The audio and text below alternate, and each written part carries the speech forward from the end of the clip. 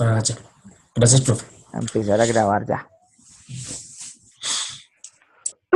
Bueno, antes de meterme aquí con el tema de las modalidades de importación y exportación, entonces quería hablar un poquito de esas estrategias de protección que tienen los estados, que finalmente pues es un tema de protección a la industria nacional y que muchas de esas estrategias o de esos mecanismos de protección el Estado los implementa porque hay una queja del sector productor, de las empresas, de los gremios, que se ve afectado por importaciones pues de otros países, donde afecta totalmente por temas de costos nuestra industria nacional.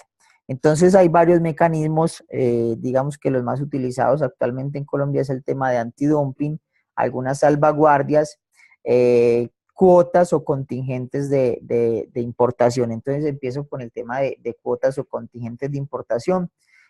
Digamos que es una medida de protección que no busca desalentar totalmente las importaciones de cierto producto, pero busca más bien complementar, digamos, la producción nacional. ¿A qué me refiero?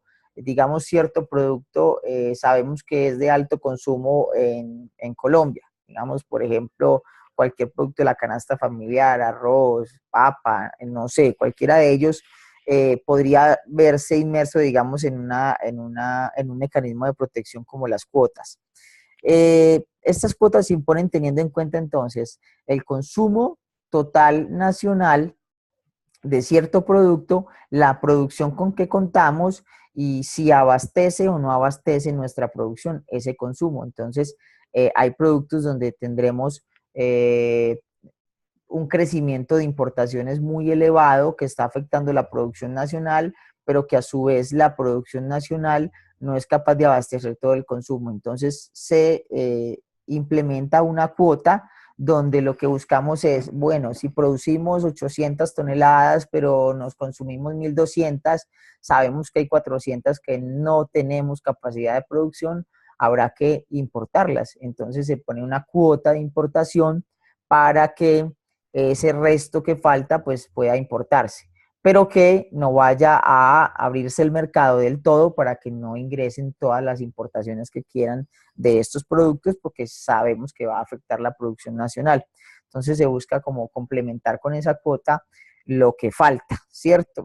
A veces se mezcla con de pronto un arancel más bajito dentro de la cuota, un arancel más alto fuera de la cuota para no prohibir del todo, pues como la importación. Depende, digamos, del estudio, todo este tema de estos mecanismos va a un comité que se llama el Comité de Asuntos Aduaneros y Arancelarios y ellos establecen entonces a través de una investigación si se requiere establecer una cuota, una salvaguardia en forma de arancel, un antidumping y ya veremos un poquito más el caso de antidumping que es muy específico. Entonces, digamos que eso se trata más o menos. Perdón, Jason. Sí, sí, adelante. Eh, Creo que más o menos hace 2 años hubo un tema con el arroz. Que teníamos mucho arroz y estaban permitiendo entrar por Ecuador este. Sí. Aunque hay mucho que entra por contrabando, no sé si te acuerdas qué pasó ahí, por qué dejan, digamos, en las relaciones que había en su momento con Correa, entrar este arroz sabiendo que había una sobreproducción aquí en Colombia. Sí, digamos que hay sectores pues que se pueden quejar por ese asunto, pero también lo que digamos se ha encontrado, no solamente en ese sector pues como el arroz, sino de pronto en otros sectores, es que ha habido digamos malos manejos internos en cuanto a temas de precios. Digamos como cuando ciertos productores se ponen de acuerdo en los precios y guardan o tienen, digamos, una cantidad de producción guardada para poder elevar los precios, para que se escasee el producto y elevar los precios. Entonces, incluyendo ese tema del arroz, se ha encontrado pues como ciertos temas que no es tanto que las importaciones pues dañen el total de la producción nacional, sino que además pues hay unos temas internos de manejos desleales o que no son, digamos, de la práctica comercial leal y pues a la final no se permite o no se termina imponiendo una medida de protección frente a esto. Yo hasta donde entiendo, de todas maneras, nuestra producción no abastece la totalidad del consumo de arroz, ¿sí? De hecho, pues nosotros todavía importamos arroz inclusive de Asia. Ahora, no todo el arroz que se importa, hasta donde conozco, es para consumo humano. También hay un tema de uso en ciertos alimentos para animales, en estos granos, lo que es arroz, maíz, soya, bueno, otro tipo de granos que también se importan en grandes cantidades y que no todo es para consumo humano.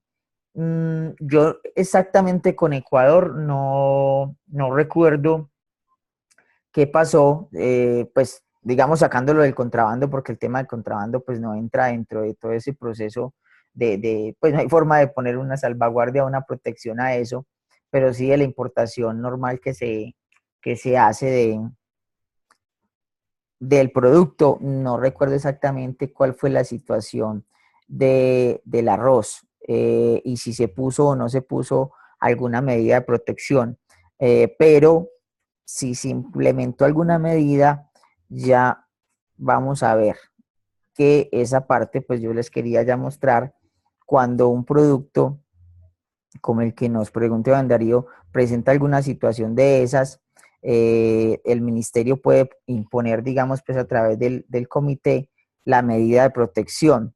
Entonces uno puede evidenciar qué productos en Colombia tienen ese tipo de medidas o han tenido ese tipo de medidas. En la página del Ministerio de Comercio, Industria y Turismo, yo me voy a conectar ahí y ya les comparto la pantalla. Y de paso miramos si hubo alguna medida con el tema del arroz que no recuerdo.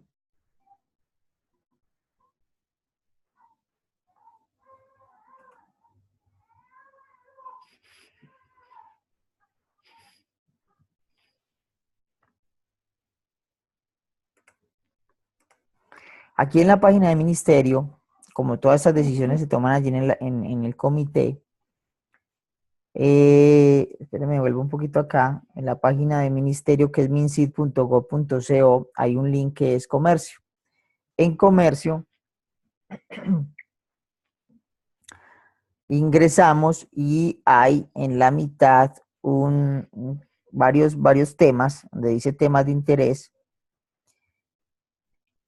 y hay unas medidas, por ejemplo, aquí están medidas antidumping, medidas de salvaguardia. Miremos, por ejemplo, si en algún momento al arroz se le impuso una medida de salvaguardia. Aquí lo primero que encuentra tanto en salvaguardias como antidumping son como todo el tema de normativo que avala o que soporta una medida de esas.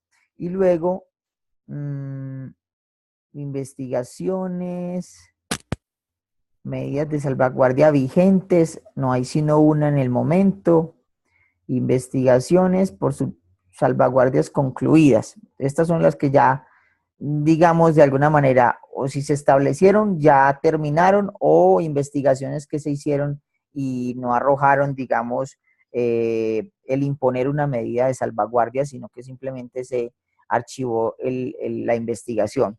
Azúcar, no veo arroz, sí, arroz, miren. Arroz originario de la comunidad andina, esto de pronto es el caso que nos estaba preguntando Iván. ¿Qué año? Bueno, no, esto es hace mucho. 2002 fue la medida.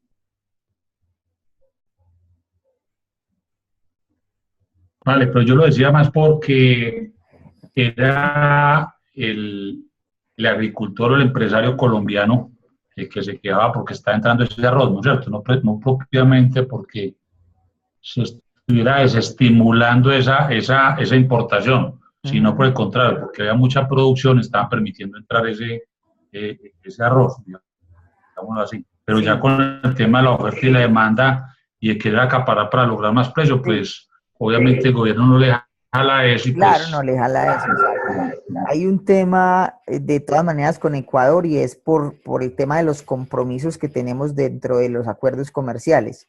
Y ahí es importante porque ahí sí que ve uno el tema de la importancia de cuando negociamos un acuerdo comercial y es, hay unos compromisos dentro de los acuerdos comerciales, eso es un contrato, eso es un convenio y no siempre podemos entrar entonces a cambiar las condiciones por un tema interno, porque hay una negociación ya hecha, porque hay unos compromisos con la comunidad andina en este caso, en donde pues hay ciertos compromisos de consumo de los productos de la comunidad andina. Entonces, es probable que el tema de Ecuador tenga que ver con el tema de compromisos dentro del acuerdo comercial de la comunidad andina. Yo lo que veo aquí en cuanto a salvaguardias para el arroz es del 2002 y esta salvaguardia fue en forma de cuota o contingente, lo que les explicaba ahorita. Dice que la medida de salvaguardia consistente en un contingente de 123.000 toneladas de arroz en términos de PADI seco, equivalente a 70.110 toneladas de arroz blanco. Bueno, dicho contingente será distribuido por el Ministerio de Agricultura y Desarrollo Rural. Ese contingente es por un año, pues, o sea, las importaciones que podremos hacer de la Comunidad Andina de Naciones, porque esto es con la Comunidad Andina de Naciones, de arroz. Obviamente, si miramos toda la medida, pues nos dice por cuántos años estará vigente o si era por siempre, en fin. Ya tiene que uno leer como todo el caso. Y ahí ya están las subpartidas arancelarias que están implicadas, en fin. El tema es que cualquiera productor nacional se puede quejar frente a eso, pero no todos, como decía ahorita Iván, pues no siempre el ministerio va a determinar que sí, hay que imponer una medida. De acuerdo a la investigación que sea realizada, probablemente se encuentra, no es que sí, hay unas importaciones mucho más baratas que la producción nacional, pero la producción nacional no alcanza a abastecer todo el consumo. Hay problemas de costos internos que nos están haciendo nuestra producción más costosa, más cara frente a los importados. Ahí no hay mucho que hacer en esos casos y puede llegar la petición al ministerio, existir la investigación y determinarse que simplemente no hay causal para tomar una medida de esta, ¿cierto? En el tema de derechos antidumping o de protección con antidumping, es muy repetitivo en Colombia y les voy a mostrar aquí mismo contra las importaciones que provienen de China, ¿cierto? Entonces, la gran mayoría de antidumping que encontramos, le damos aquí en medidas de antidumping, son contra productos que provienen de China. Entonces, todos los que encontramos aquí son los que están vigentes en este momento, ¿sí? Y este tema de antidumping está relacionado entonces con aquellos precios que son anormales.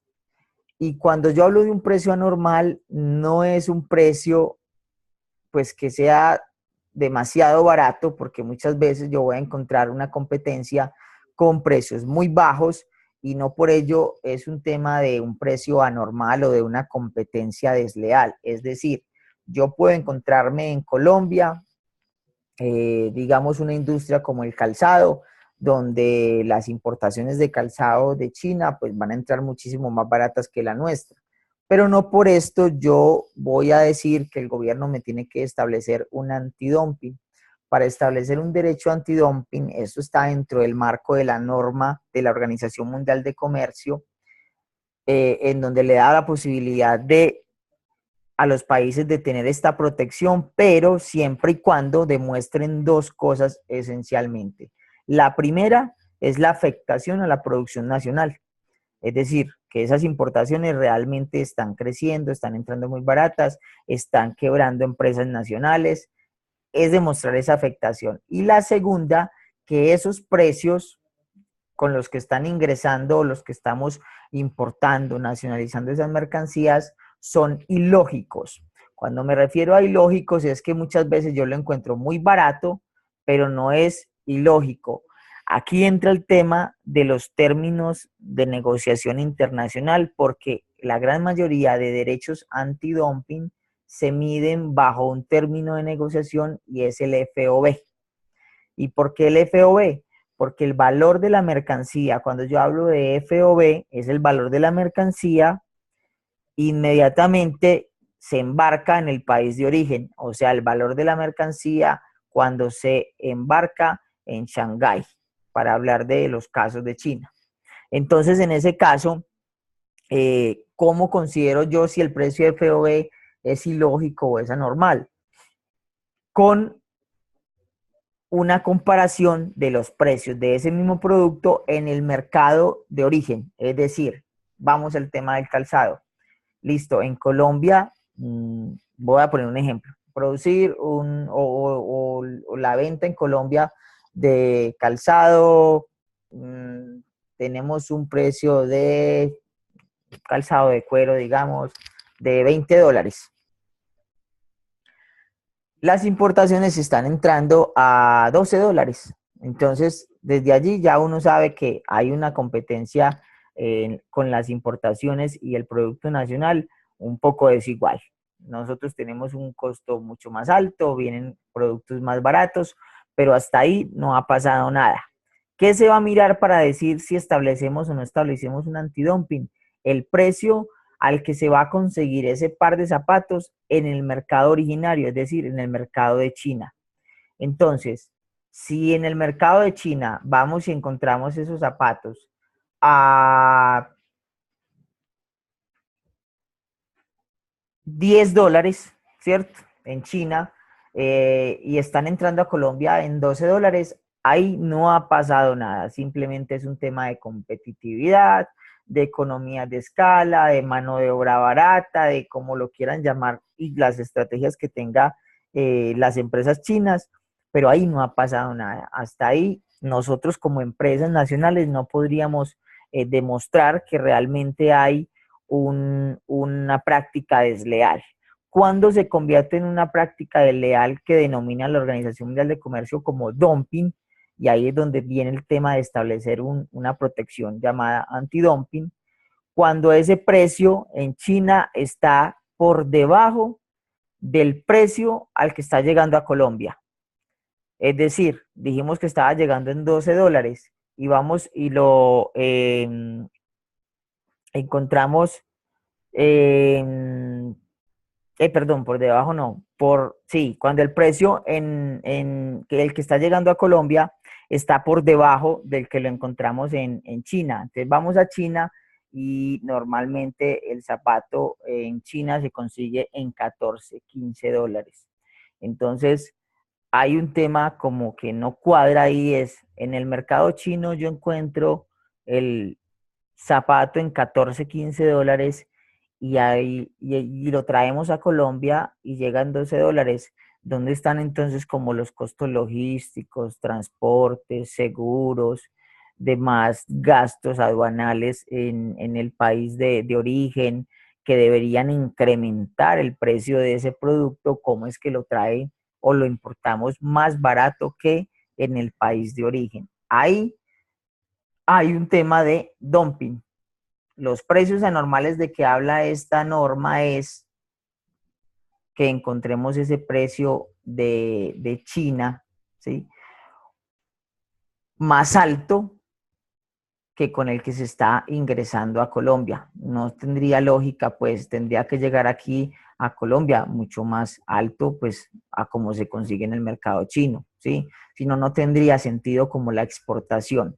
Ante esas circunstancias, entonces es que nosotros podemos establecer un antidumping y es una medida que busque desalentar esas importaciones o al menos obligar a los importadores a declarar las mercancías importadas en un precio que pueda competir con los productores nacionales.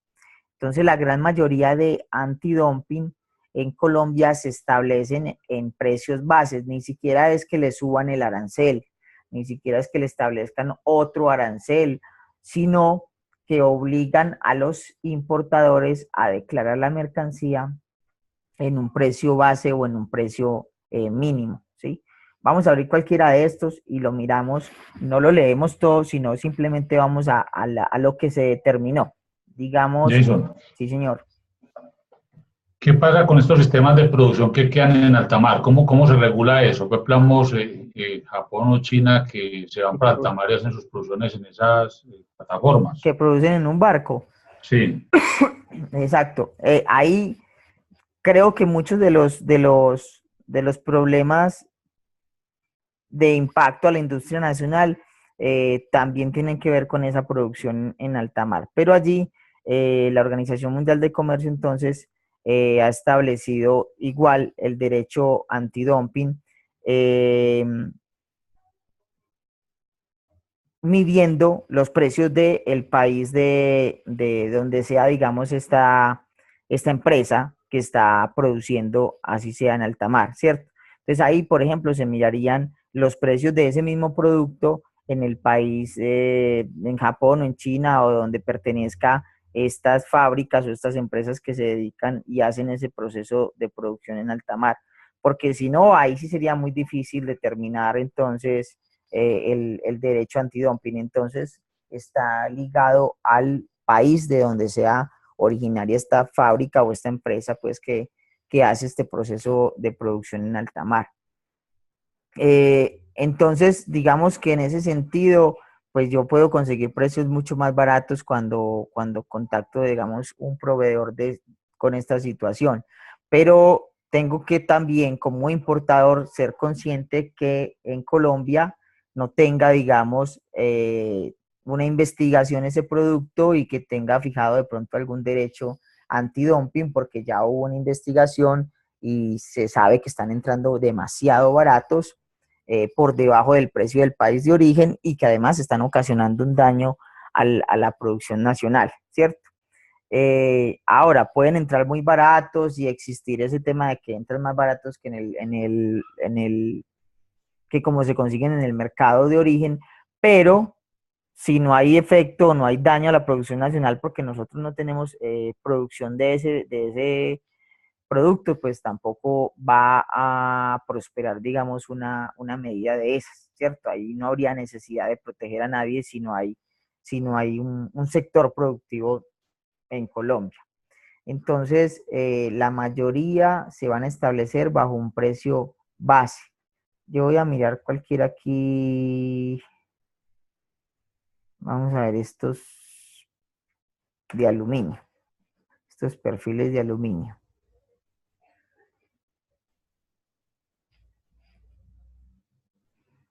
2013, China y Venezuela, y la determinación final. Aquí ustedes, pues si en caso de que alguien quiera mirar algún producto específico, pues de algún sector que le interese, de pronto estar ahí cuentan toda la investigación, las subpartidas que están inmersas en esa investigación, en algunos casos las empresas, entonces que se han quejado, que han elevado la petición, mencionan algunos casos también los importadores, y finalmente, la investigación arroja unos resultados donde se determina una decisión al respecto de si se impone o no se impone y qué tipo de derecho o de protección se va a imponer. Entonces, aquí donde dice resuelve, dice que la subpartida 760421, 29 originarias de la República Popular de China y la República Bolivariana de Venezuela,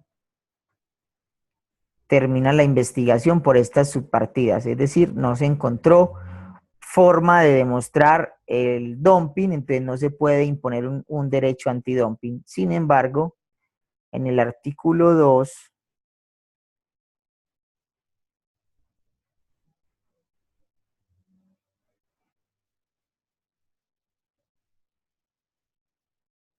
dice que sí se va a imponer un derecho antidumping definitivo a las importaciones de estos perfiles clasificados por estas subpartidas y en qué consiste el derecho antidumping. Para el caso de China, un valor correspondiente a la diferencia entre el precio de FOB de 3.60 dólares por kilogramo, ¿sí? Y el precio declarado por el importador. ¿Qué significa esto para no enredarnos mucho con eso? Simplemente que mínimamente el que quiera importar en Colombia ese perfil de aluminio clasificado bajo estas subpartidas que nos dicen allí, la declaración de importación, el valor declarado en términos o en precios FOB debe ser mínimo de 3.60 kilogramos, perdón, 3.60 dólares por kilo. Eso significa que cuando yo vaya a importar, si el precio que estoy declarando FOB es de 3.70, ahí no hay problema. De ahí para arriba, de 3.60 hacia arriba, yo puedo declarar todo lo que quiera. Pero si declaro por debajo, si compré y declaré que las importaciones de este producto están en 3.40 dólares por kilo, hay una diferencia entre lo que estableció la medida y lo que yo estoy declarando de 20 centavos.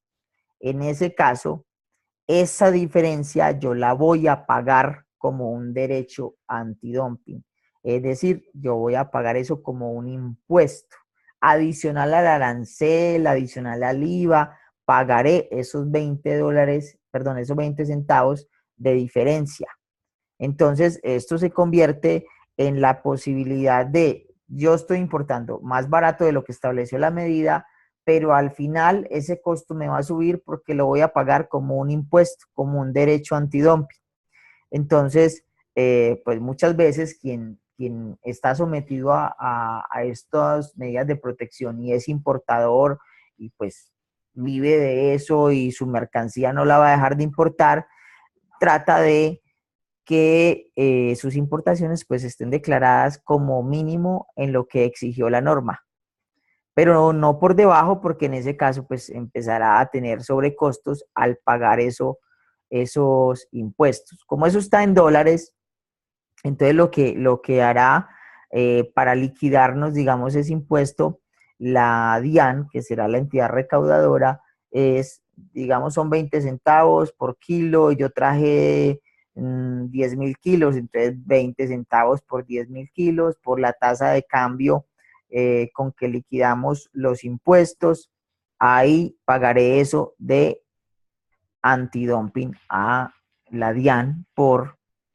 someter, digamos, una importación por debajo de lo que ya se había establecido en la medida. De la gran mayoría de nuestros derechos antidumping están funcionando así, un precio base o un precio mínimo que el importador verá si se somete a declarar por encima de él o compra pues por encima de ese precio o declara por debajo y pagará esto como derecho antidumping. Digamos que en algunos casos que he estudiado ha tenido algunos efectos por ambos lados, o porque disminuyeron las importaciones, o porque la gran mayoría de los importadores empezó a declarar por encima de ese precio base. Entonces, de cualquiera de las dos formas, puede uno ver que hay un impacto, digamos, de la medida que ayuda a proteger esa industria nacional. Lógicamente aquí hay muchas veces quien se queja y dice es que están imponiendo un derecho antidumping a un producto que realmente nosotros no tenemos mucha producción, son 2 o 3 fábricas y no abastecen toda la producción nacional y ellos se quejaron, pero les hicieron caso, les pusieron el derecho antidumping y en realidad los importadores están abasteciendo un consumo que por las fábricas nacionales o por la producción nacional no es abastecido. Hay de todas maneras ciertos temas de polémica en estas decisiones, pero finalmente el objetivo de la medida es una protección a la producción nacional. ¿Sí? Y bueno, ahí está el caso de Venezuela, ya es de 3.72, en fin. En este caso es un derecho antidumping contra las importaciones de 2 países puede ser un derecho antidumping contra uno solo o inclusive contra el resto del mundo, ¿sí? Con cualquiera, pero se ve menos, digamos, esa posibilidad. En Colombia la gran mayoría que tenemos están contra China, algunos casos de Venezuela y Brasil, específicos, pero muy, muy, muy poquitos. La gran mayoría son importaciones de China, y en otros países pues pasa lo mismo. La gran mayoría de las medidas de protección por derechos antidumping son contra China. Ahí creo que tiene mucho que ver lo que decía Iván Darío, esa producción en mar abierto, pues donde ellos están ahí ganándose muchas cosas. Además de los subsidios que pueden generar los países donde se produce. Digamos, cuando el Estado le subsidia los servicios públicos, le subsidia el transporte a ciertas empresas o inclusive le da subsidio físico, pues le da dinero por producir solamente con el fin de que exporte. El Estado que tenga esa capacidad de dar esos tipos de subsidios, pues es probablemente que se pueda generar un tema de dumping, ¿cierto? No siempre los subsidios van a generar esto. Aquí entonces en la página del ministerio uno puede verificar todo lo que está vigente, entonces en este momento se está aplicando, o sea que si yo voy a importar en este momento ese producto que estábamos mirando, sé que tiene esa medida y pues lo ideal sería declarar por encima de ese precio mínimo o someterme a pagar la diferencia como impuesto, ¿sí? Hay unas investigaciones en curso, ¿sí? Y ya las concluidas son aquellas que o se terminaron la investigación y no se estableció o ya terminó la medida, porque muchas veces las medidas se establece por 4 o 5 años para ver qué pasa con esa producción nacional y con esas importaciones. En algunos casos es definitiva, ¿cierto? Se impone ya de manera definitiva hasta que de pronto se demuestre lo contrario. Pero la gran mayoría tiene, digamos, pues como un término de tiempo en donde hay una evaluación del impacto que genera la medida y si el mercado realmente se mejoró, la producción nacional pues tuvo unos beneficios o no, ¿cierto? Y ya se determinará otro tipo de decisión, de medida o de quitar definitivamente la medida si ya se logró como el objetivo, ¿cierto? Eso en cuanto al tema de importaciones. En el tema pues de exportaciones, en Colombia lo que se busca es un desarrollo de la oferta exportadora, entonces pues medidas de protección o medidas como para interrumpir el tema de exportaciones no las hay. Ya están pues como los temas de procedimiento y las normas legales de realizar el proceso debidamente, y en el caso de productos que requieran vistos buenos o requisitos pues como de INVIMA, de ICA, se desarrollan. El tema de antinarcóticos pues que es muy usual en las exportaciones, que se verifique pues por parte de antinarcóticos y se haga inspección por parte de antinarcóticos, es casi que obligado el asunto para los exportadores. Pero de resto no hay como temas pues como que impidan o obstaculicen el proceso exportador. Es más para el tema de importaciones. No sé si hay alguna inquietud o una pregunta al respecto de eso que estábamos mirando de esta medida de protección. Obviamente pues aquí no estamos profundizando mucho, pero al menos conozcan este tipo de medidas, porque es importante cuando hay desconocimiento sobre esto. Y aquí les cuento un caso que conocí hace poco, en donde la empresa estaba importando y no se había dado cuenta o pues no tuvo, no sé si fue un descuido, qué pasó, que ellos estaban importando un producto que tenía este derecho antidumping. Se vinieron a dar cuenta cuando les llegó un requerimiento de la DIAN. Llevaban un poco más de 2 años importando y estaban importando declarando por encima del precio base que había establecido la medida. Entonces eso le acarreó a ellos sanción, porque estaban, digamos, ya se habían pasado pues por encima de la norma. Obviamente un cobro retroactivo de esos derechos que habían dejado de pagar, ¿cierto?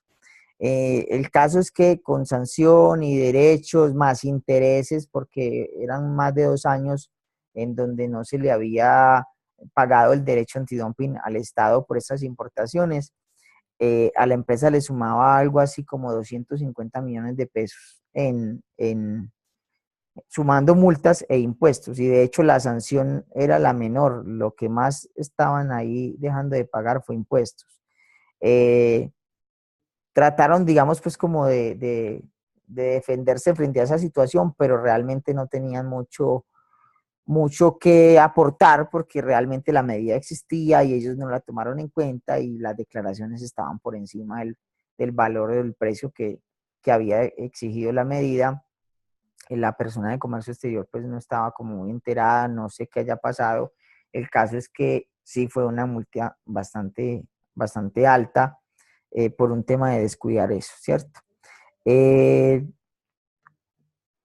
Cuando yo tengo un sistema de clasificación arancelaria bien organizado y yo clasifico la subpartida, me va a decir también si tiene este tipo de medidas. Entonces, desde allí, pues es importante también el tema de la clasificación arancelaria, porque esa subpartida también me dice si el producto está sujeto a otras restricciones diferentes a pagar un arancel y pagar un IVA, que es lo normal que podrías pagar un producto. Bueno, sigamos con importaciones. Bueno, ¿hay alguna inquietud, alguna pregunta sobre esto?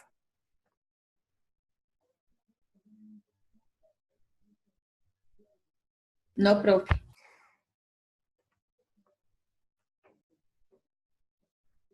Desde el punto de vista del proceso de importación, bueno, aquí voy a aclarar dos cosas, y es que, o una cosa más bien, en este momento nosotros tenemos, en la realidad, hay dos normas o dos estatutos aduaneros, el decreto 2685 y el decreto 390.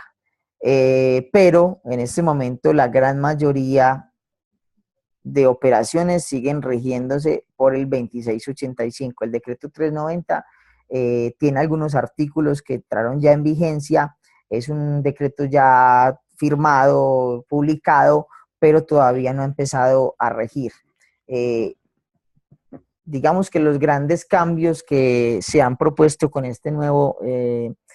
con esta nueva reglamentación aduanera es un tema más de facilitar el comercio internacional, de facilitarle las cosas a las empresas. Entonces hay un tema de calificación de operador de confianza, por ejemplo. Entonces aquellas empresas que tienen una calificación por parte de la DIAN como operadores de confianza, pues van a tener ciertas prebendas, o no prebendas, sino beneficios más bien sobre otras empresas que no son de confianza. Obviamente, pues habrá un sistema para calificar estas empresas si son o no son de confianza. El caso es que todavía este decreto no se ha podido entrar a aplicar por un tema, hasta donde conozco y lo he escuchado directamente pues de algunos funcionarios de la DIAN, es un tema simplemente tecnológico. Resulta que todo lo que está proponiendo este nuevo decreto debe estar soportado pues en unos sistemas informáticos, porque ya se está hablando de una operación de importación y exportación menos intrusiva, es decir, donde haya menos participación física de las entidades de control, que sí haya un control, pero menos intrusivo, menos físico. Y pues la tecnología o la plataforma que actualmente tiene la DIAN no está preparada para eso. Y, y parece ser que todavía no tienen nada organizado, estaban en un proceso de recibir propuestas de empresas de logísticas y de sistemas para tener un software pues adecuado, y eso todavía no se ha logrado. Entonces sigue aplicando el 2685, ¿sí? Eh, hay algunos cambios conceptuales, digamos, nosotros hablamos todavía de nacionalización de mercancías y es el proceso por el cual una mercancía que ha sido importada o que está sometida a una importación, pues se vuelve nacional a través del cumplimiento de los requisitos que tengo o que me exigen para importar esa mercancía. El nuevo estatuto ya no habla de nacionalización, ya habla de un concepto que es desaduanamiento. En el fondo es lo mismo, debo cumplir con los requerimientos, documentación, soporte y demás en los casos que se necesite, pero ya no habla pues como de nacionalización, sino un tema de desaduanamiento, tanto en importación como en exportación.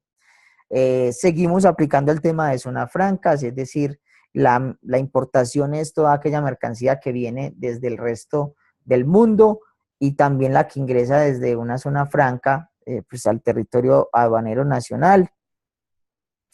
Y hay unas modalidades en donde bueno, es importante pues que importar no es que sea muy difícil, es simplemente que la persona natural o jurídica pues tenga habilitado su RUT con un código como importador y pueda someter, digamos, cualquier mercancía a importación.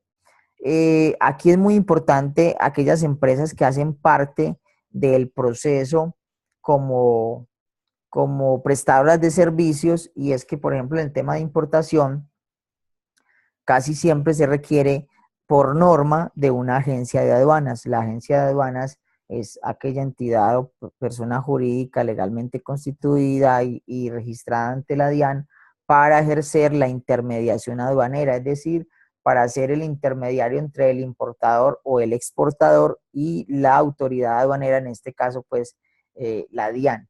Y es el que entonces va a presentar la declaración de importación o la declaración de exportación. Digo casi siempre porque en la norma actualmente yo estoy obligado a utilizar una agencia de aduanas cuando importo una mercancía por valor superior a $1,000. Es decir, si es inferior a $1,000, pues no necesitaría de una agencia de aduanas. Pero si es superior a $1,000, sí. Entonces, en ese caso, pues casi siempre, pues una importación menor a $1,000 es casi nada. Siempre utilizaré una agencia de aduanas, ¿sí?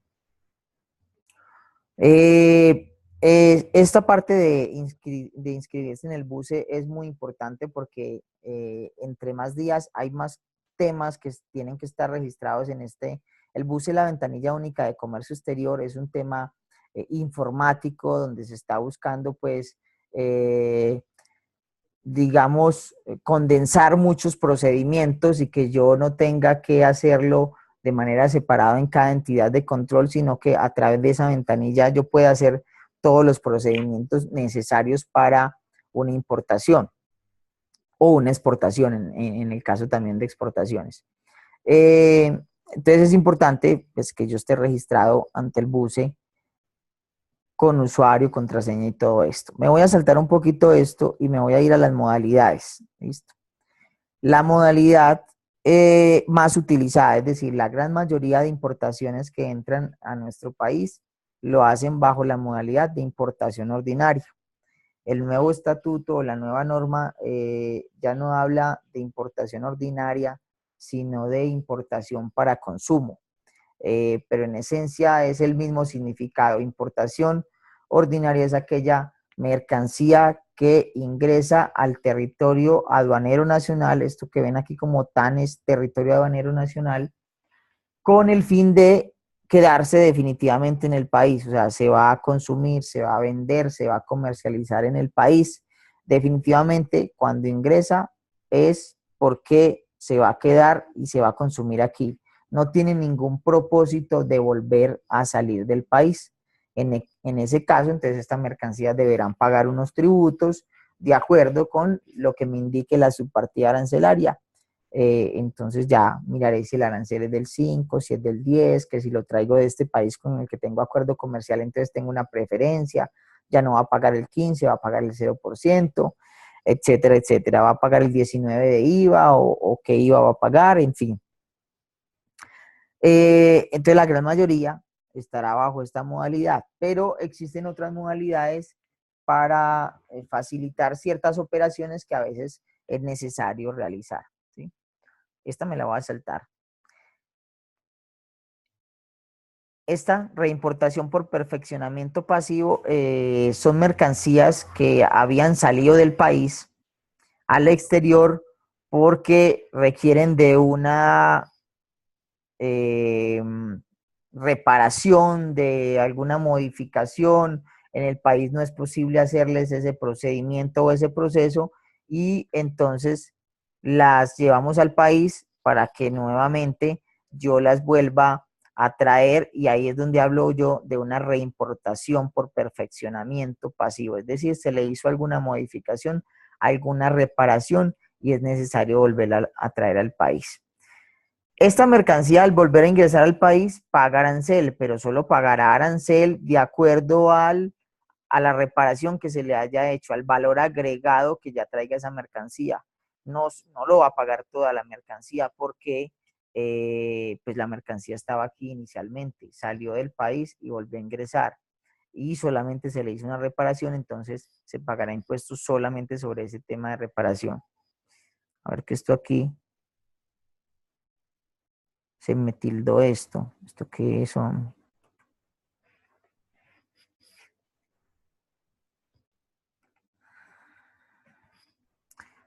Ustedes están viendo mi pantalla y están viendo un cuadro en el centro azul. Sí, señor. Sí, no puede ser. ¿De dónde salió el cuadrito? No sé.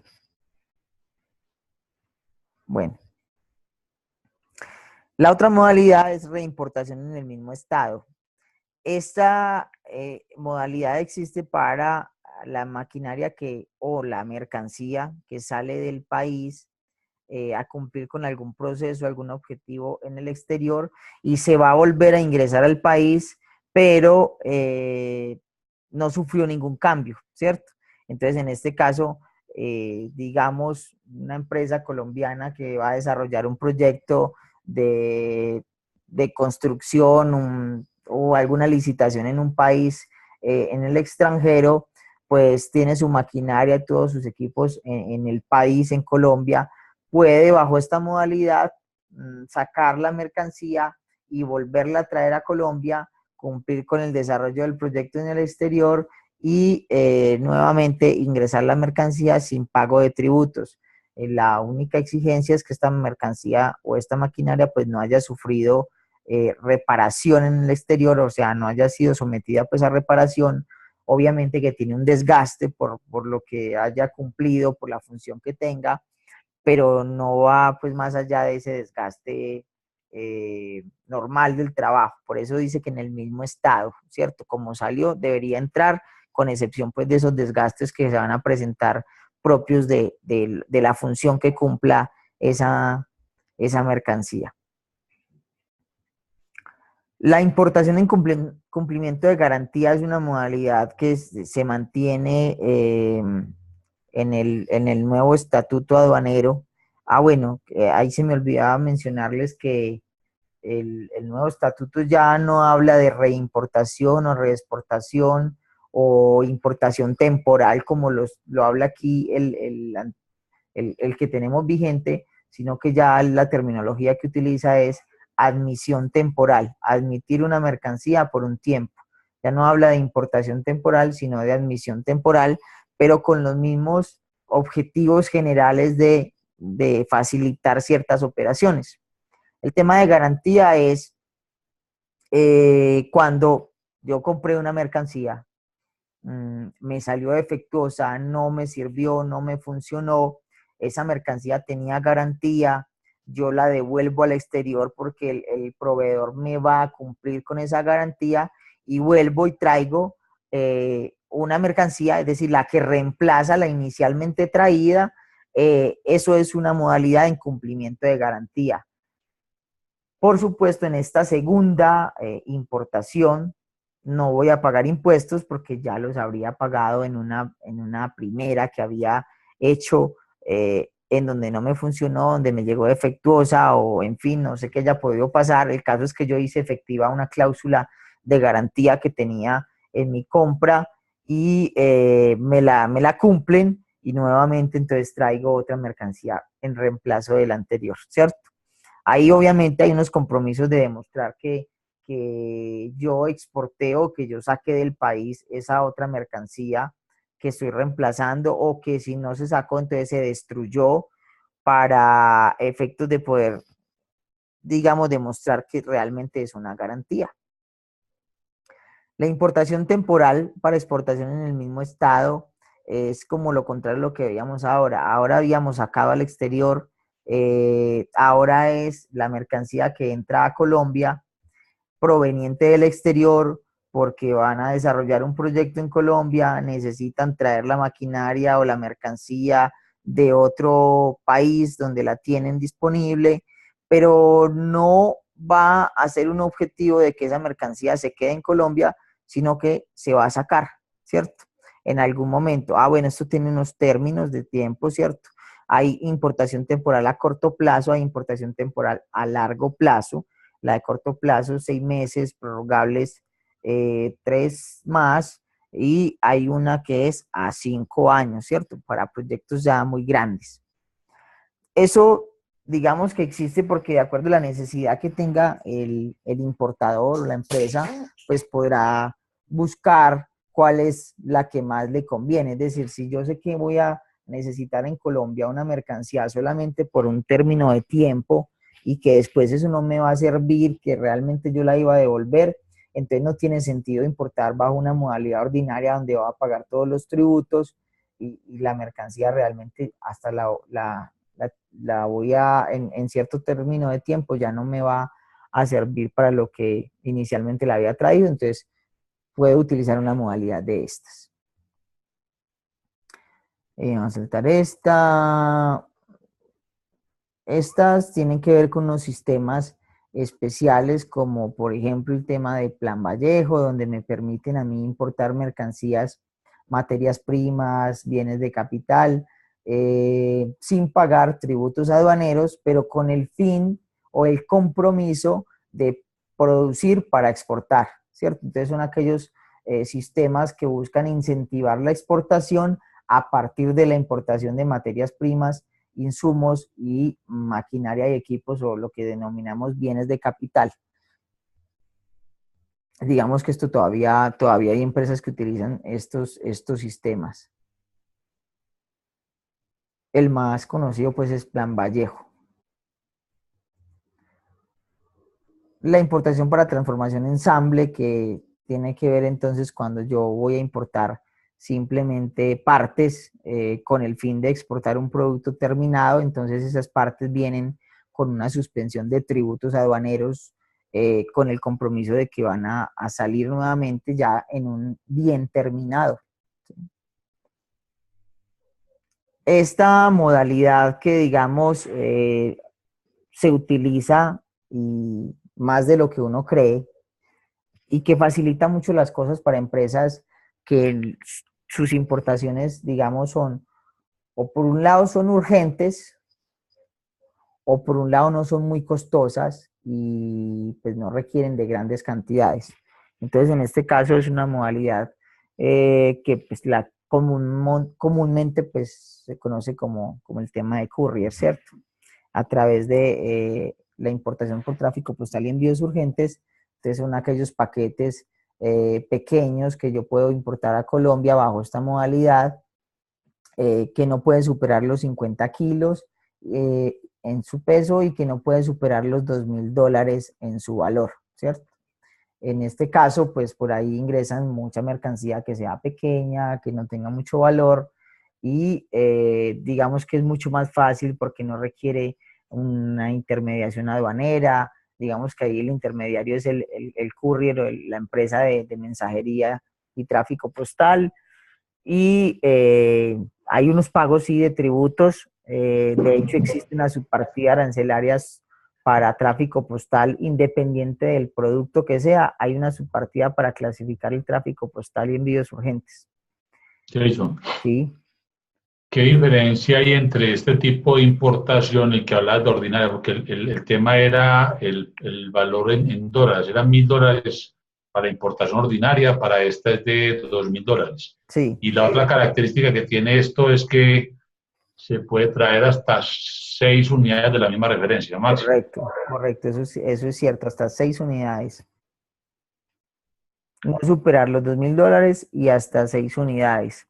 Eh, gracias, Iván. El tema de la diferencia ahorita era para la utilización de agencia de aduana. Bajo la modalidad de importación ordinaria, estamos obligados a utilizar agencia de aduanas cuando el valor supera los $1.000. Esta ya es otra modalidad, entonces tiene, digamos, un tema aparte y es, no hay agencia de aduanas en esta modalidad. El intermediario ahí es el courier, la empresa, llámense DHL, UPS, no sé, cualquiera de las que existen pues en Colombia. Lo importante aquí es que la empresa tiene que estar muy segura de que si va a utilizar esa modalidad, pues si le facilita las cosas, no vaya a superar, digamos, esos límites de los que hablábamos. Entonces, en cantidad, en peso y en valor. Porque cuando sucede eso, entonces hay cambio de modalidad. Entonces, la empresa realmente no va a hacer nada. ¿Cuál es el cambio de modalidad? Entonces, el cambio de modalidad es que hay que hacer una importación ordinaria, una importación definitiva, una importación normal como la primera que veíamos. En ese caso, entonces, me va a tocar contratar agencia de aduanas y clasificar la mercancía por la subpartida específica que tenga la mercancía y pagar los tributos a que haya lugar. Porque ¿qué es lo que pasa con el tráfico postal y envíos urgentes? Hay una subpartida única, con tributo único, arancel del 10 y el IVA pues que pague el producto. Independiente de el tipo de producto que sea. Es decir, esa misma subpartida me clasifica tanto si es un repuesto para motocicleta, que si es un repuesto para automóvil, que si es, no sé, cualquier otra mercancía que se pueda someter por esa modalidad. Hay una subpartida que me clasifica independiente de el objeto que estoy trayendo. Y esa tiene un arancel del 10%. Pero yo podría también clasificar por esta modalidad el producto con la subpartida específica de ese producto y pagar quizás el 5% o el 0%. Digamos que hay empresas que utilizan mucho esta modalidad porque requieren, digamos, de productos que son urgentes, hay que entregarlos rápido. Muchos temas de repuestos pues se requieren para allá. Entonces, esto da más agilidad porque es un tema aéreo, bajo un courier, que me lo van a entregar en mi bodega, en mi almacén, donde lo requiera, en mi taller. Entonces, facilita, digamos, ese tipo de envíos. Pero he visto casos donde hay un tema de desconocimiento, el proveedor despacha eso viene con más peso y al llegar a Colombia, ahí mismo automáticamente cambio de modalidad. Entonces, eso implica, digamos, a veces un sobrecosto, porque mientras consigue la agencia de aduanas, se hace el procedimiento de presentar declaración de importación, estoy pagando bodegajes. Y fuera de eso, pague agencia de aduanas y pague los impuestos normales que debería pagar esa mercancía. Entonces, quien lo hace, pues, digamos que aprovecha esa modalidad bien, si la conoce bien, ¿cierto? Si no se excede en esas exigencias que tenemos ahí. Jason, lo que se acostumbra, digamos, en este tipo de courier es que la gente tiende a subvalorar el valor. Subvalorar, pues, el valor de no $2.000, sino que dicen producto que Ajá. costaba $3.000 o $4.000, lo ponen por 1.000 para pagar menos, ¿no es Sí, cierto? sí, correcto. Y llega digamos, al aeropuerto y Sí, le exigen, colocan como el precio de mercado, lo que hablabas vos ahora, sí. y le toca pagar más impuestos, digámoslo así, así no Sí, cuesta $2.000. gracias Iván, porque ese es un tema muy importante y se denomina controversia de valor. Entonces, claro, el hecho de que pase por ahí no es que no esté o esté libre de los ojos del ente de control. La DIAN sigue vigilando y en cualquier momento puede llegar a la bodega en el aeropuerto y decir, yo quiero revisar estos paquetes. Y de hecho, actualmente nosotros estábamos asesorando una empresa que utiliza mucho esta modalidad y le pasó eso, o sea, le ha pasado en varias importaciones ese tema. Y es, la DIAN dice, pero ¿cómo así? Este producto no vale lo que usted dice ahí, o lo que dice esa factura, o lo que declaraste en la guía, ¿cierto? Y le hace una controversia de valor y le propone un valor, entonces le propone un valor mayor. Cuando le propone un valor mayor, resulta que entonces supera los $2.000, como decía Iván, y ahí le toca entonces someterla a un proceso de importación ordinaria y nacionalizar esa mercancía. Entonces, no estamos, o sea, no es que se va a librar la empresa cuando hace ese tema de subvaloración. Puede que sí, como puede que no, ¿cierto? Eh, entonces, digamos que aunque es una modalidad que facilita las cosas, no podemos verla como una modalidad eh, para hacer trampas o para evitarme ciertas cosas. Realmente es una modalidad y tiene que cumplir, digamos, los mismos requisitos que ella tiene. Además, es una mercancía que entra como importación. Y ahí me voy, digamos, como al tema de sancionatorio. Una empresa, digamos, eso se llama el término de prescripción de la acción sancionatoria. La DIAN puede ejercer su acción sancionatoria hasta 5 años después de ocurrido el hecho. Entonces, es muy probable que muchas veces a mí en el proceso de inspección o en el momento de importación no ocurra nada, pero hay algo donde estoy cometiendo infracción, la DIAN 5 años después me puede estar a mí investigando, me puede estar a mí pidiendo o solicitando información, me puede estar a mí esculcando, mejor dicho, para hablarlo así, y me puede sancionar por un hecho que ocurrió ya hace 4, 3 años, ¿cierto? Entonces, en ese caso, es bueno pues desde el principio hacer como este tema de manera adecuada. ¿Listo? Yo les quería mostrar un poquito cómo es la declaración de importación. Aquí voy a... Entonces, el mecanismo de cuentas de compensación permite tener una cuenta en el exterior en dólares registrada como cuenta de compensación. Ojo que no toda cuenta que yo tenga en el exterior es cuenta de compensación, porque cualquiera de nosotros, pues, dependiendo de las posibilidades, podrá tener una cuenta en el exterior, en divisas, en dólares, en euros, en cualquier otra moneda. Pero cuando yo la quiero tener como cuenta de compensación, tengo que registrarla ante el Banco de la República con un procedimiento que es un formulario, formulario número 10, en donde yo lo registro como cuenta de compensación. ¿Qué me permite a mí la cuenta de compensación? Manejar divisas y evitarme temas de tasas de cambio. Entonces yo puedo en mi cuenta de compensación pagar importaciones, recibir pago de exportaciones, comprar divisas del mercado libre a un intermediario o a una casa de cambio y ingresarlas a mi cuenta de compensación para tenerlas allí. Y yo, si tengo una cuenta de compensación bien fondeada, con buenas divisas, nunca tendré problemas con la tasa de cambio. Este mecanismo es bueno, pero para aquellas empresas que tengan las dos operaciones, porque si sos solamente importador, tendrás que ser muy organizado en este sentido y tener buenos fondos en este sentido. Cuando la divisa esté bien barata, haya revaluación del peso frente al dólar, yo compro bastantes dólares y los consigno en mi cuenta de compensación. Ahí los tengo. Cuando vaya a importar, voy a pagar de mi cuenta de compensación. Y en el momento que fui a pagar estaba en 3.000 pesos.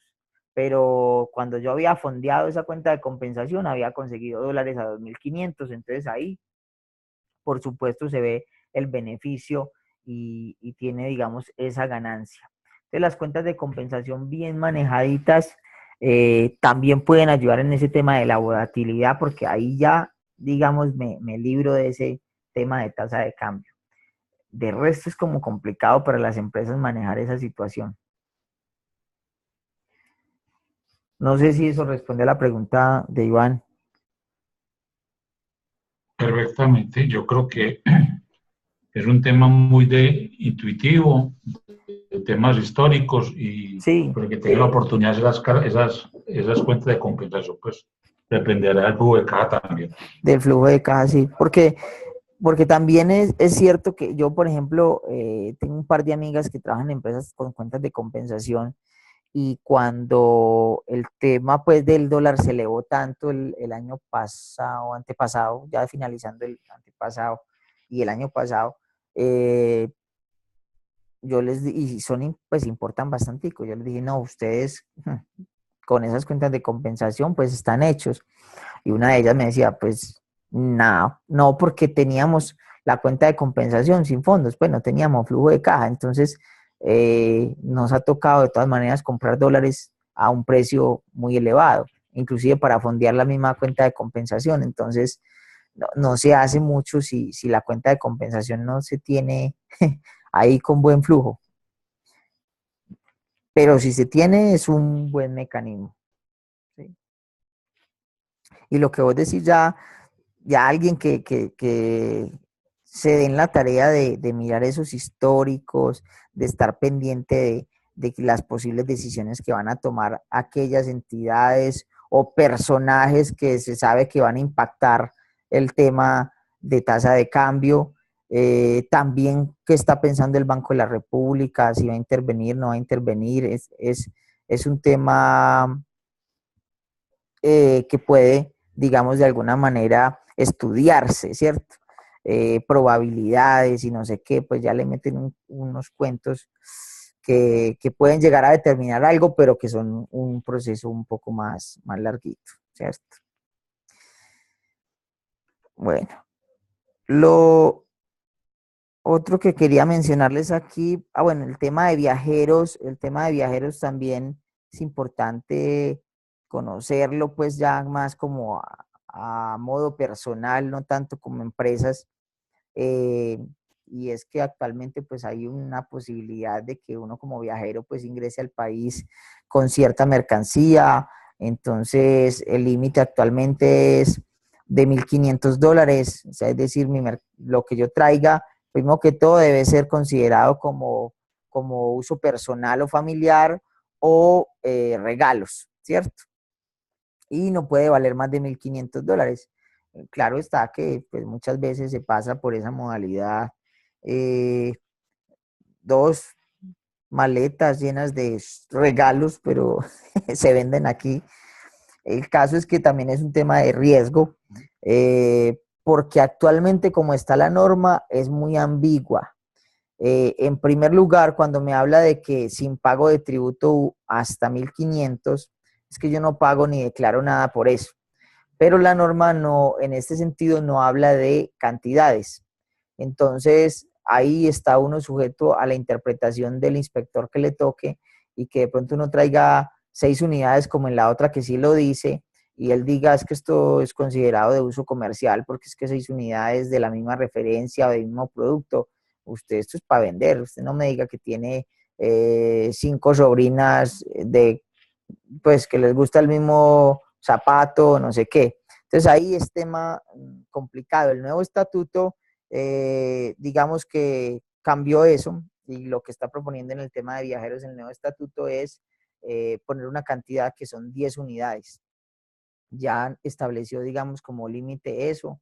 Es amplio, entonces digamos que permite más cositas.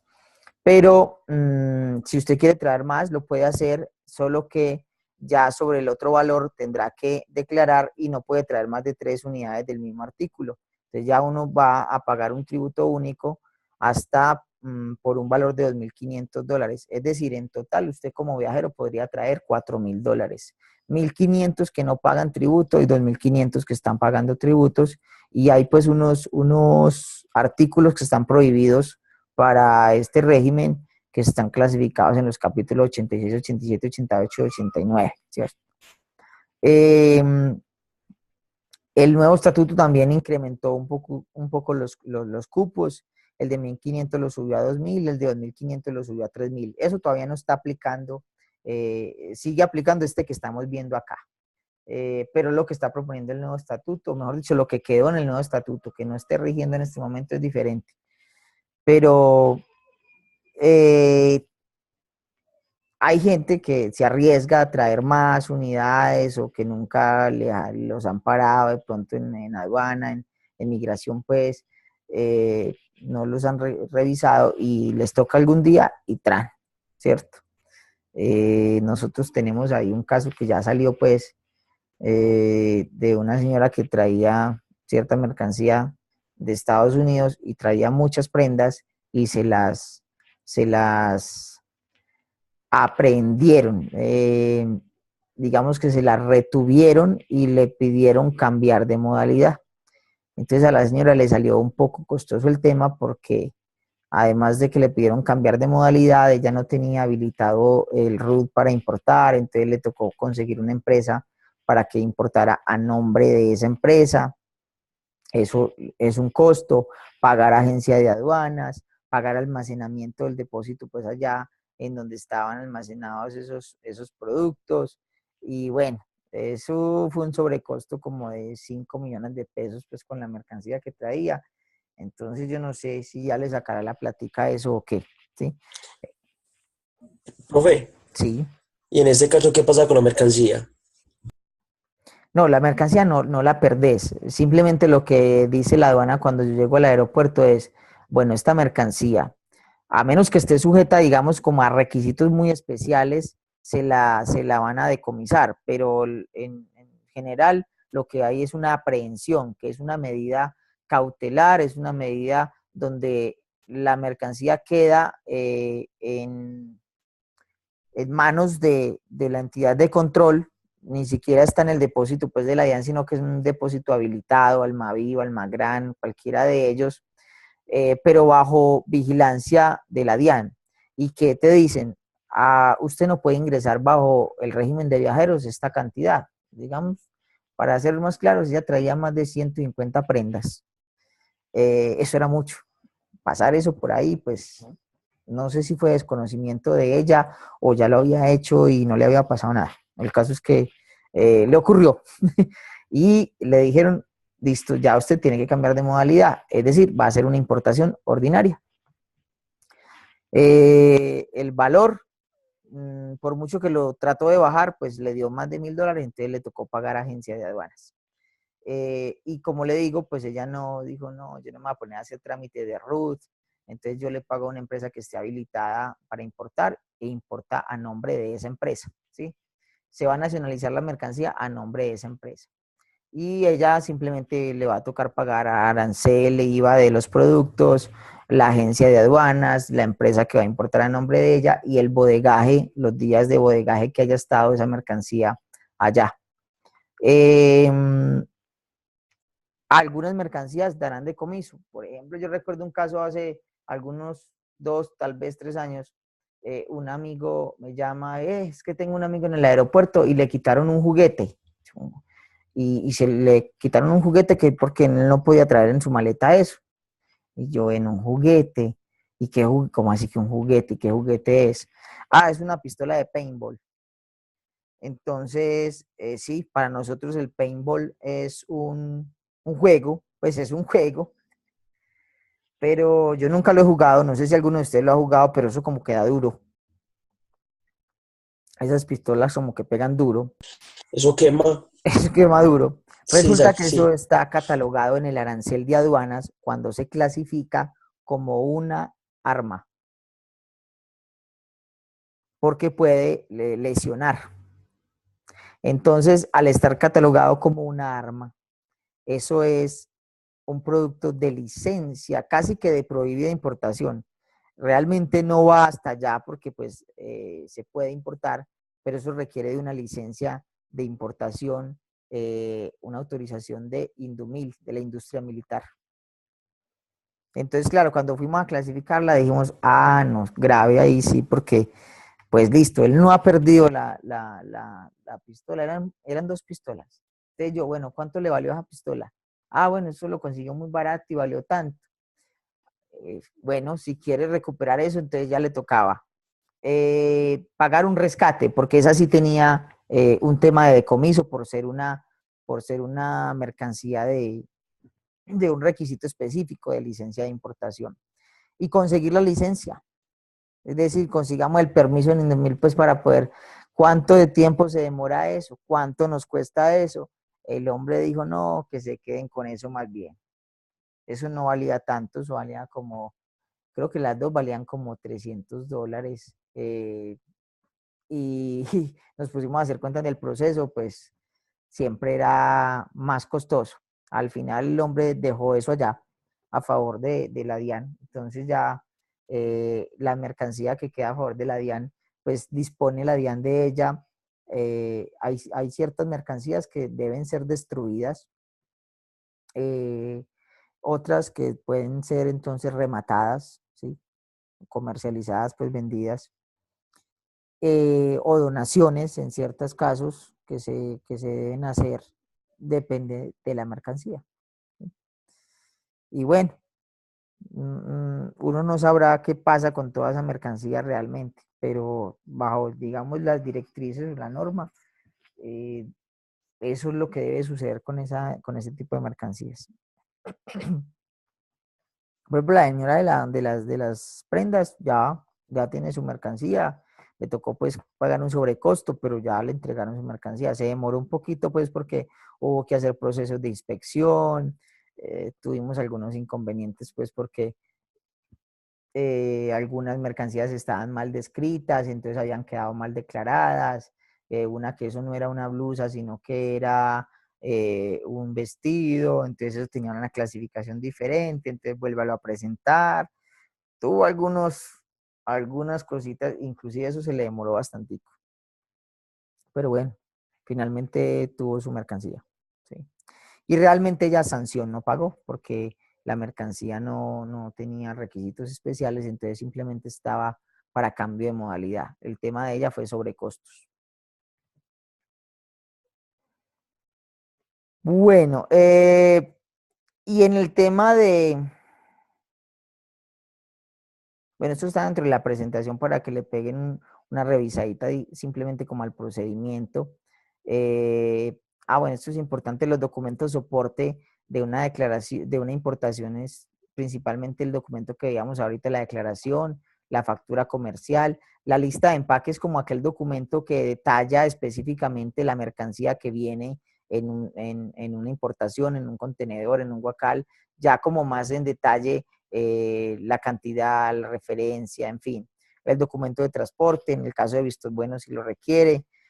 Cuando hay acuerdos comerciales, entonces para poder tener preferencias y no pagar el 15% de arancel, sino el 5 o el 0%, debe traer certificado de origen. Y en los casos que necesite registro o licencia de importación, tenerlo eso. El mandato del que hablamos aquí es simplemente cuando yo utilizo una agencia de aduanas, como es mi intermediario, el mandato es aquella autorización que yo le estoy dando a él para que declare en mi nombre. Entonces es una carta que va dirigida a la aduana, donde estoy dándole, pues digamos, esa potestad a mi agencia de aduanas. Y en el proceso exportador se da algo muy parecido en el tema de las modalidades, ¿sí? En el tema de procedimientos igual, pues en cuanto a quién puede exportar, persona natural o jurídica que tenga su correspondiente RUT habilitado, su cámara de comercio, en fin. Aquí, bueno, hablamos como de unos pasitos de manera general. Lo primero, igual que en la importación, es la subpartida arancelarias. En el caso, pues, ya de una inteligencia de mercados bien hecha, pues, como para determinar la posibilidad de exportar la posibilidad de éxito en un mercado. Obtener las autorizaciones que se requieran, ¿sí? Muchas veces esas autorizaciones no son tanto requerimiento en el momento de la salida, sino en el momento de entrada al otro país. Entonces, digamos, en el país de destino le exigen un visto bueno o un registro INVIMA. Ah, pues entonces yo tengo que sacarlo aquí para que allá él pueda cumplir con ese requerimiento. Quizás aquí no me lo están exigiendo para salir, pero se lo exigen a mi comprador en el exterior, entonces yo tengo que hacerlo desde acá con la entidad que homologue o que se haga las veces de la que a él le están exigiendo en el país de destino. Bueno, y ya el tema pues aduanero, digamos, no es tan complicado o es menos complicado, diría yo, que el proceso de importación. En exportaciones, digamos que lo más tediosito, lo más riguroso es el tema de antinarcóticos. Eh, ese tema de inspección antinarcóticos, pues obviamente uno entiende los riesgos que tiene Colombia por su imagen y por todo el manejo pues de narcóticos, entonces hay un alto riesgo, entonces es muy probable que tu mercancía en el momento de despacharla dañen algunas unidades y eso hay que tenerlo claro con el comprador también. Digamos, hace poquito terminando el año pasado en Colombia Moda, a mí me tocó ni siquiera una exportación, era un redespacho. ¿Por qué era un redespacho? Porque había ingresado una mercancía a participar de una feria internacional en Plaza Mayor, en una zona franca, y había que devolverla al exterior, continuaba para otra feria en Estados Unidos, era una empresa española. Entonces se hace todo el proceso en zona franca, ahí no se hace declaración de exportación porque la mercancía realmente no es de acá, es una mercancía extranjera que ingresó temporalmente a una zona franca, a una feria y que va a volver a salir. Entonces se hace pues como el proceso de salida y antinarcóticos pues también debe hacerse. Era un calzado y ellos no traen pares, todos son nones. La exhibición era como de más de 1000 zapatos, pero todos nones.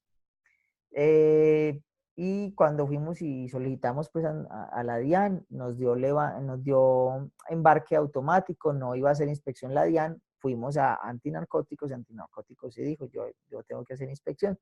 ¿Cuántos bultos son?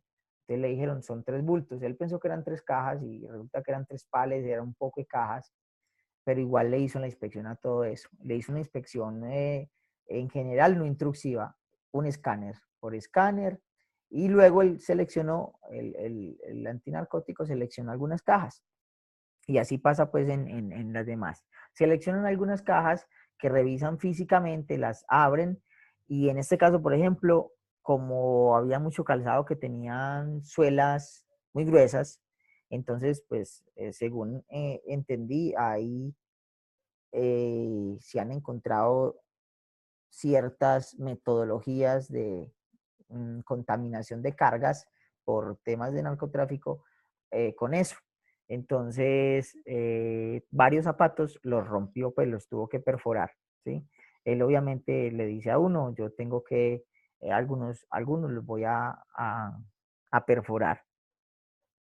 Y muchas veces pasa eso, entonces, en muchas mercancías, y realmente pues hay unidades que se dañan, pues que llegan inservibles, pero uno entiende pues que es un tema de control y qué vamos a hacer ahí. Ahí no hay nada que hacer.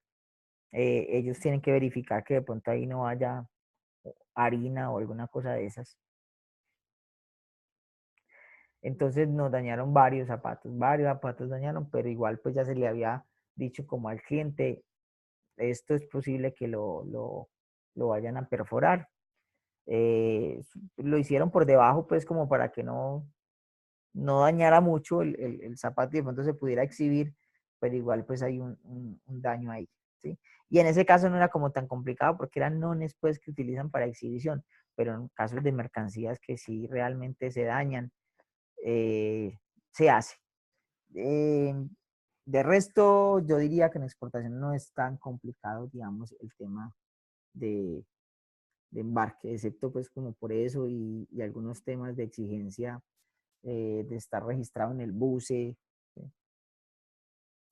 Y certificados de origen cuando voy a exportar a un país con el que tengo acuerdo comercial, que tengo que hacer todo ese proceso en el BUSE, en la ventanilla única de comercio exterior, registrando mi producto. Tengo que registrar el proceso de producción, tengo que registrar las materias primas con su subpartida arancelaria, cuáles son materiales nacionales, cuáles son materiales extranjeros. Allí me muestra entonces, inclusive les voy a mostrar.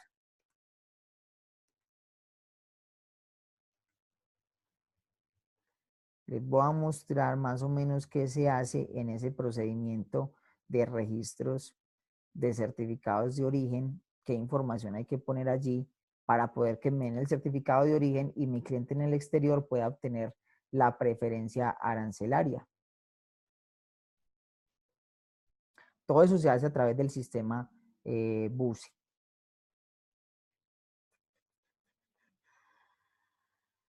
Voy a mostrar uno que tengo por aquí. Origen, formulario.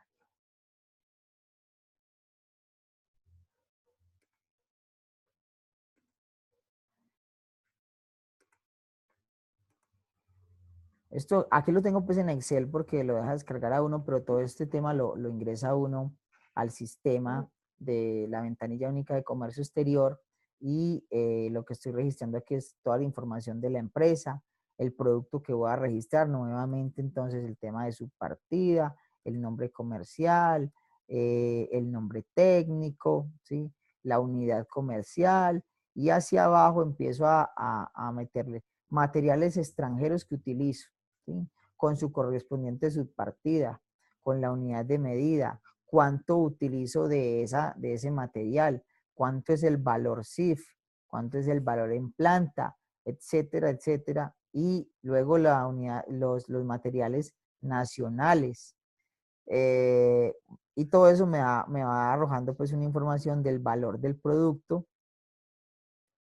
En una segunda hoja yo tengo que hablar del proceso de producción, las características técnicas que presenta el producto, para qué se usa, aquí aplico los acuerdos comerciales y el valor agregado nacional que me da en porcentaje, pues sobre el 100%, el valor agregado nacional es el 70 o es el 80, en fin. Eso determina entonces al final que me den el certificado de origen a vuelta, digamos, del sistema. Después de que yo registro todo esto, me dan el certificado de origen y puedo entonces exportar para que mi cliente en el exterior pueda aplicar esos derechos o esos gravámenes preferenciales por algún acuerdo comercial, ¿sí? Bueno, ¿qué más íbamos a mencionar aquí de la exportación? El tema de modalidades. Entonces está la exportación ordinaria, que es la que normalmente entonces yo voy a hacer con el fin de que esa mercancía se va a quedar indefinidamente en el exterior, ¿cierto? Ya no va a regresar a Colombia. Exporté para comercializar y consumirse en el exterior, ¿sí? Cuando hago una exportación temporal, pero para hacerle alguna reparación, alguna transformación, alguna eh,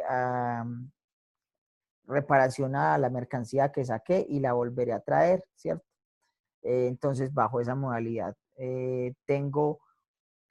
yo en estas modalidades, cuando hablo de temporal, tengo que tener muy claro un tema y es que si a mí me dieron 6 meses para cumplir con eso, yo debo ser muy cumplido con estos temas porque tiene sanciones, ¿sí? Eh, Terminando el año pasado, nosotros tuvimos una sanción por una importación temporal que había hecho una empresa, bueno, nosotros no, la empresa, pero era una empresa que nosotros acompañamos. Eh, y resulta que la importación, si había hecho una importación temporal y no se cumplió con el tiempo en el que debía volver a salir esa mercancía nos sancionaron. Realmente, pues, cuando llegó el requerimiento, ni siquiera nos propusieron sanción, simplemente llegó un requerimiento de la DIAN.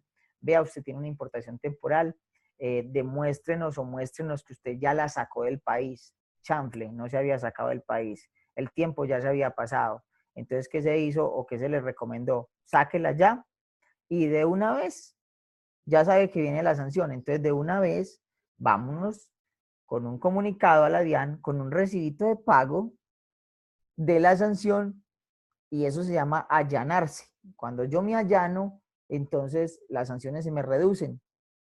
Inclusive creo que esa se redujo como del valor, o sea, del 100% que pagaba la sanción, se redujo a pagar solo el 40%, solo el 40%, si mal no recuerdo, de esa sanción. Entonces, si yo sé que eso va a pasar, nosotros, por ejemplo, recomendamos mejor allánese, porque es que realmente ya no hay forma de salirse de esa sanción. Si esperas a que te llegue la sanción o el requerimiento de la DIAN, ya no tienes posibilidad de rebajarte, pero no a ese mismo porcentaje. Entonces, terminó pues pagando una sanción que era como de 5 millones y algo, terminó pagando 1.800.000 más o menos, o tal vez los 2 millones y algo.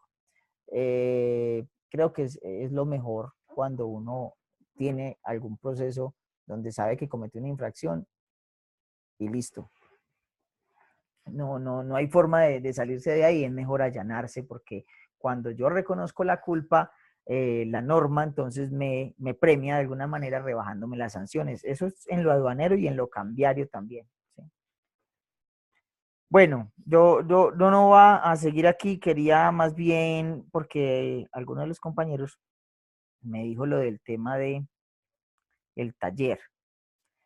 Entonces, para hacer como cumpliditos con el horario, y es que hoy nos hemos extendido bastante, quisiera más bien ver cuál es la inquietud que tienen sobre el taller o cómo los puedo yo orientar allí. Aunque les digo que en el objeto 4 hay un video. Hay un video donde desarrollamos un taller, ¿sí? Aplicando los términos de negociación. Pero, cuéntenme, ¿qué inquietud tienen? Ah, yo sí.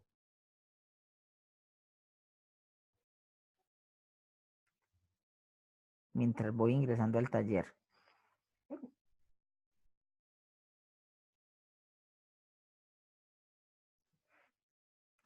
Buenas noches. Una de las preguntas que yo tengo es, ¿este taller hay que presentar en algún formato en especial No. o en una hoja de Excel? Una hoja de Excel, una hoja de Word, como usted lo quiera hacer, pues más fácil en hoja de Excel, ¿cierto? Okay. Y todos los valores que usted nos da hay que usarlos. Porque O hay de despiste. No, que de pronto haya algunos que sobren. no, todos se usan porque lo que estamos, o a lo que estamos llegando ahí es hasta DDP. Entonces, cuando yo llego hasta DDP, todo se usa porque todos los gastos están incluidos. Es decir, cuando yo exporto bajo un término de DP, yo corro con todos los costos y riesgos hasta que entrego la mercancía en el exterior. Entonces, la clave del taller está en cuáles son los gastos y los costos que deben de ir incluidos hasta SWORD, hasta FOB, hasta CIF, hasta DDP, cuáles sí, cuáles no, para diferenciar ahí, hombre, el costo del transporte internacional está incluido dentro del CIF, pero no dentro del FOB, ¿sí? Es, digamos, separar esos costos y esos trayectos, ¿sí? Digamos que si yo marcara en un tablero o en cualquier superficie, dividiera ese trayecto para ubicar los 5 trenes, hay tres campos: origen, trayecto internacional y destino. Entonces, ¿cuáles costos van en origen que hacen parte de un término de negociación que es en origen? ¿Cuáles voy a sumar además en el trayecto internacional para que hagan parte de un término de negociación ya en destino, en puerto? ¿Y cuáles más sumo para llegar hasta destino, mejor dicho, hasta la fábrica de mi comprador? Pero es que ahí lo preocupante es que si usted se equivoca en un solo costo, ahí se tiró todo el cálculo. Bueno, sí, no, el tema de calificación, voy a ser claro con eso también. Hay procedimiento y hay resultados, sí, pero principalmente porque lo que queremos, digamos, reforzar ahí es el tema de los términos de negociación. Entonces, principalmente es el tema de procedimiento, ¿cierto? Que más o menos yo pueda evidenciar que ustedes interpretaron bien el término de negociación y cuáles costos hacen parte de ese término y cuáles no. Ok. Y entonces usted dice que hay un video que nos sirve de ejemplo.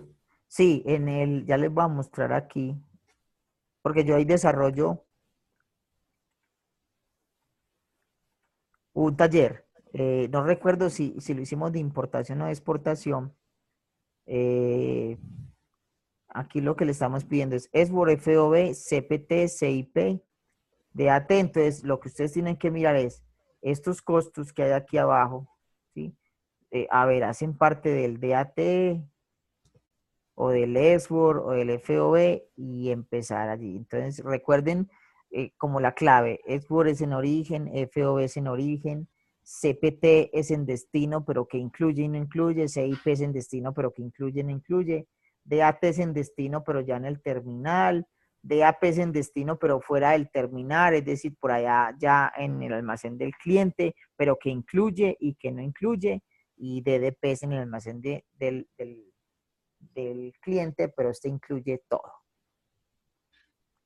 Y el videito está aquí.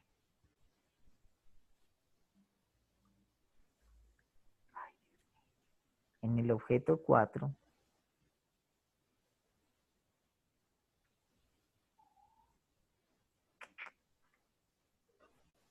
Y se llama ejercicio de Incotrans. ¿Sí? El costeo. Ahí creo que inclusive es en Excel, vamos desarrollando pues como un ejercicio que les va a servir de guía a ustedes para desarrollar el ejercicio. ¿Sí? Aprovecho para una cuñita. Les debe haber llegado como de comunicaciones un correo invitando a que miren un concurso que se está haciendo con los trabajos de aplicación. Entonces, ¿sí les llegó o no les llegó? No, profe, no llegó. No, a mí sí No, me señor. llegó.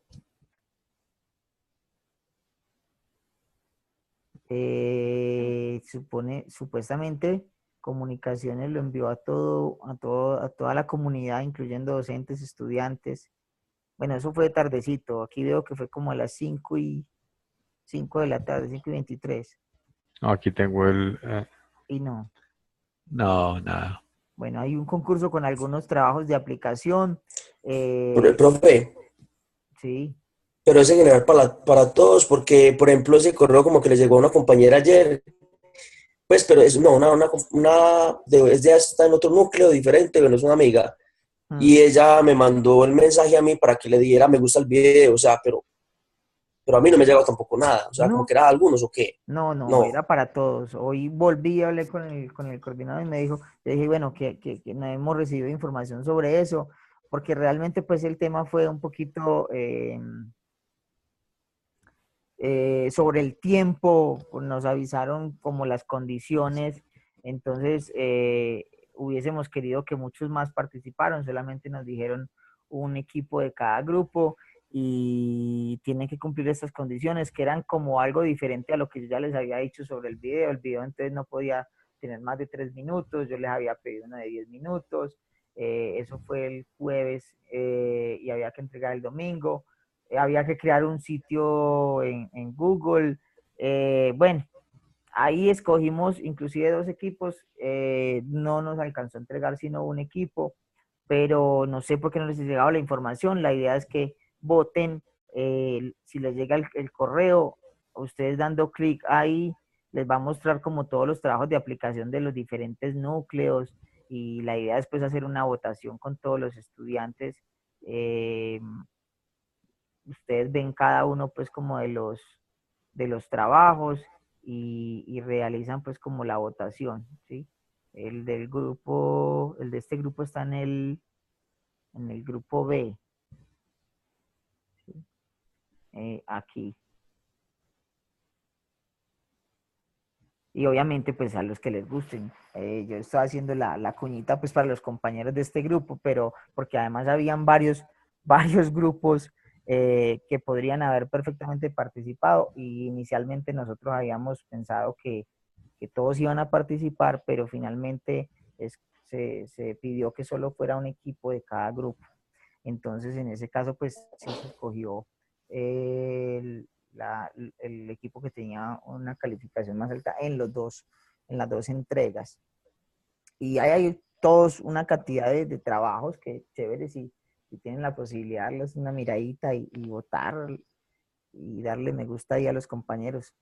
Sobre Pero todo eso es con qué fin, profe. el de nuestro equipo que es el de Gildardo y compañía. Señor, ¿qué me Profe, pregunta? pero es con qué fin. Ve, hay un concurso. Digamos que esta primera votación la van a hacer, va a ser la comunidad, los docentes, los estudiantes. De ahí escogen como los que más tengan puntuación y va a haber un jurado. Sé que va a haber una premiación, no sé qué es. Eh, digamos que la institución quiso llevar un poquito más allá lo del trabajo de aplicación y que no solamente se quedara en la nota del núcleo, sino que tuvieran la oportunidad pues como de participar en un concurso por algunos premios que desconozco que puedan ser, ¿sí? Y la votación sí sé que son dos procesos. Primero una votación con los estudiantes, los docentes vamos a votar, en fin, los más votados o los que tengan ahí más votación pasan a una votación de unos jurados externos y ya no sé la premiación si será primero, segundo, tercero o qué. ¿Sí? El que Profe, más un detalle, ahí se puede, quiere, eso lo como que hace es quiera. el enlace, Sí, lo que hace es el enlace a la página de internet, pero no veo dónde se vota. aquí, bueno, bueno, sí falta eso ahí, porque bueno, él me dijo ahora que la votación era mañana, pero en realidad sí, no. No, entonces mañana llegará otro link para las votaciones, así es el asunto. Aquí ven los diferentes trabajos y mañana llegará el otro link para las votaciones, sí. Sí, este es otro trabajo, tampoco tiene link para votar, sí.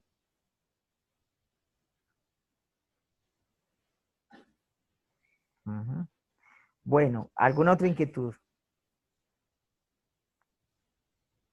Profe, ya el domingo es el final y ya terminaríamos con usted este módulo, ¿cierto? Sí, recuerden que hay dos opciones de final, el sábado también y el domingo. ¿Sí? Para Ok, quien le quede ya, difícil. ya el Profe, martes no tenemos sesión.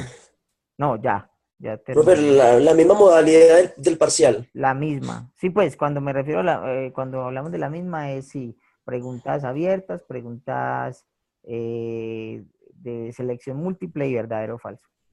Ya, ¿Sí? gracias, profe. Pero, 10 preguntas. ¿cómo?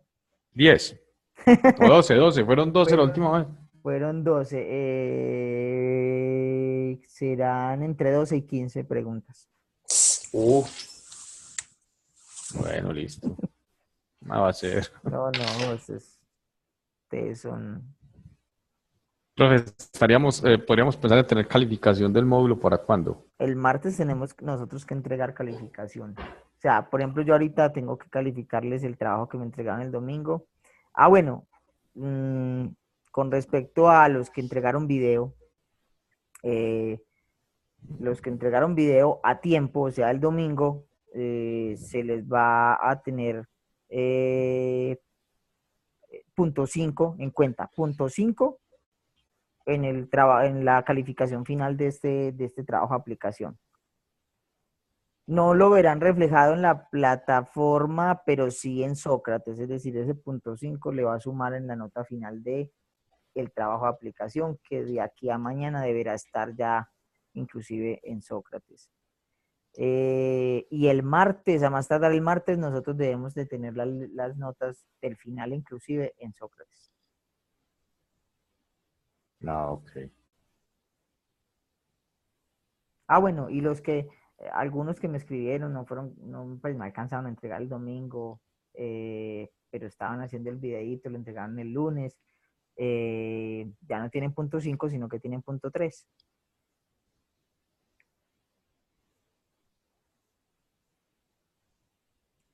Bueno, ¿qué otra inquietud tenemos o vamos dando por terminada la sesión de hoy?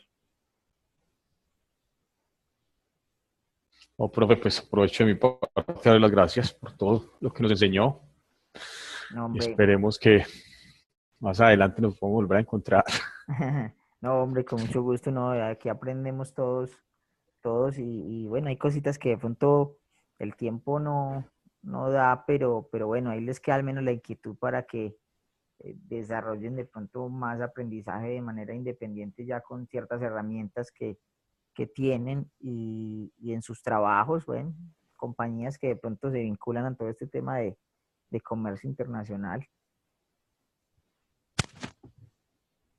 Ah, bueno, profe, muchas gracias por todo. Bueno, feliz noche para todos, que descansen. Bueno, que descanse, gracias, hasta luego. Jason, muchas gracias. Hasta luego. Hasta luego, con gusto.